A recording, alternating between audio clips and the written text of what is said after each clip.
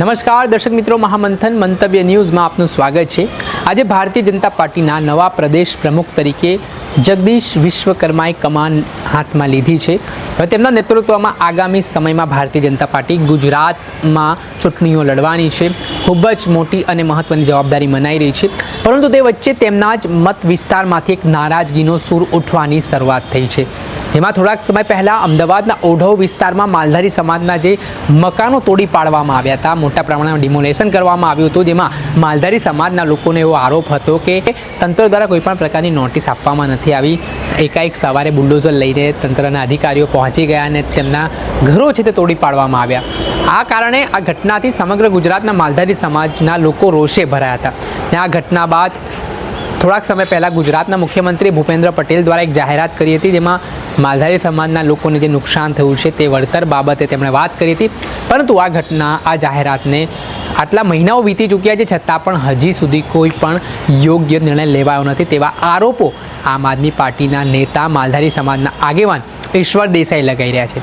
તેઓ કહી રહ્યા છે કે આજે ડિમોલેશનની કામગીરી કરવામાં આવી ત્યારે સ્થાનિક ધારાસભ્ય, જે તે હાલ ભારતીય જનતા પાર્ટીના વર્તમાન પ્રદેશ પ્રમુખ બન્યા છે જગદીશ વિશ્વકર્મા, તેમને માલધારી સમાજના લોકોએ ફોન કર્યો, જાણ કરવાનો પ્રયાસ કર્યો, છતાં પણ આ રાજ્ય કક્ષાના મંત્રી અને ભાજપના પ્રદેશ પ્રમુખ જગદીશ વિશ્વકર્મા છે તે લોકો વચ્ચે ગયા નથી। ને આજે પણ માલધારી સમાજના લોકોની સમસ્યા છે તે ઠેર ને ઠેર જોવા મળી છે, એટલે જ તેમણે પોતાના નારાજગીનો સૂર આલાપ્યા છે। અને શું નિવેદન આપ્યું છે તેમણે નવા પ્રદેશ પ્રમુખ ભારતીય જનતા પાર્ટીના જગદીશ વિશ્વકર્માને લઈને, તેમને સાંભળો।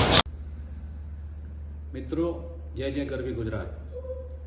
હું દેસાઈ ઈશ્વરભાઈ ડાભીવાળા, સહમંત્રી આમ આદમી પાર્ટી ગુજરાત પ્રદેશ। આજે ગુજરાત સરકારે ભાજપના ગુજરાતના પ્રમુખની વરણી કરી, એમાં શ્રી જગદીશભાઈ વિશ્વકર્માને બિનહરીફ ચૂંટવામાં આવ્યા। એ બદલ જગદીશભાઈને ખૂબ ખૂબ અભિનંદન। સાહેબ, આજે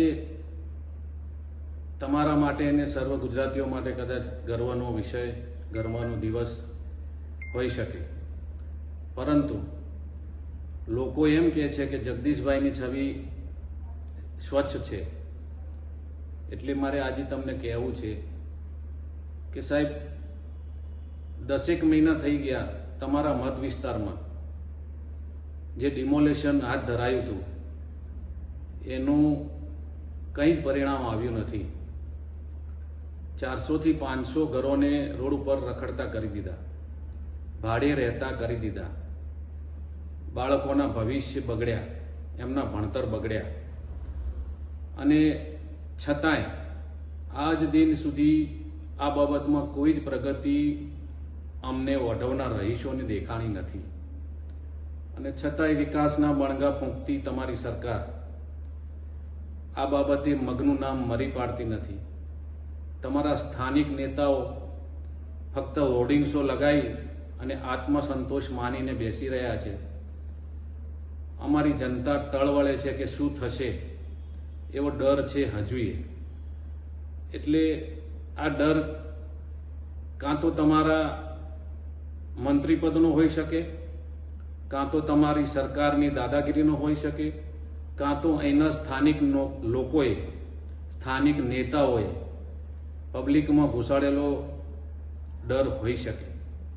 એટલે મારે તમને વિનંતી છે, તમને અભિનંદન તો પાઠવ્યા, પરંતુ સાથે સાથે વિનંતી પણ કરવી છે કે 10 મહિના વીતી ગયા, અમારા ઓઢવનું નિકંદન નીકળી ગયું છે, તમારા સ્થાનિક નેતાઓએ ફોન ઉપાડ્યા નથી, અને એ લોકોનું એવું કહેવું છે કે અમારા ફોન સાહેબે ઉપાડ્યા નથી।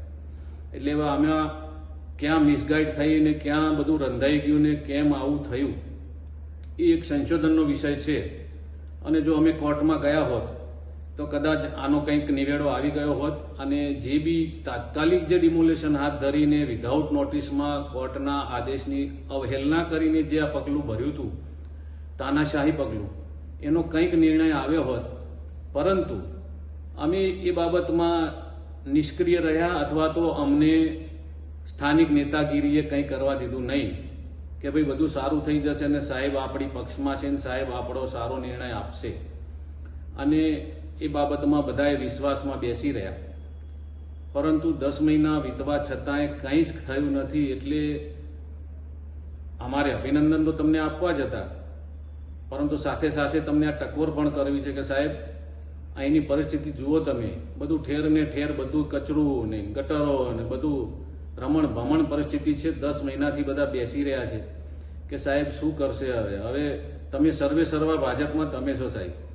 એટલે હવે આનું કંઈક દરેકને ન્યાય મળે, અને જેનું વિધાઉટ નોટિસમાં બધું તાત્કાલિક પગલું ભરવામાં આવ્યું છે, કોના આદેશથી ભરાણું છે અને ક્યાં આંધળે બહેરું કૂટાણું છે, એ જો તમે થોડુંક ધ્યાન આપીને આમાં લોકોને ન્યાય આપવાની કોશિશ કરશો તો દરેક માટે સારું રહેશે.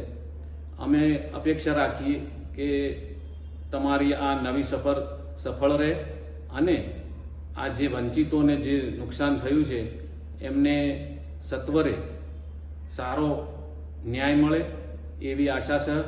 આપ શ્રીને ખૂબ ખૂબ અભિનંદન. જય જય ગરવી ગુજરાત.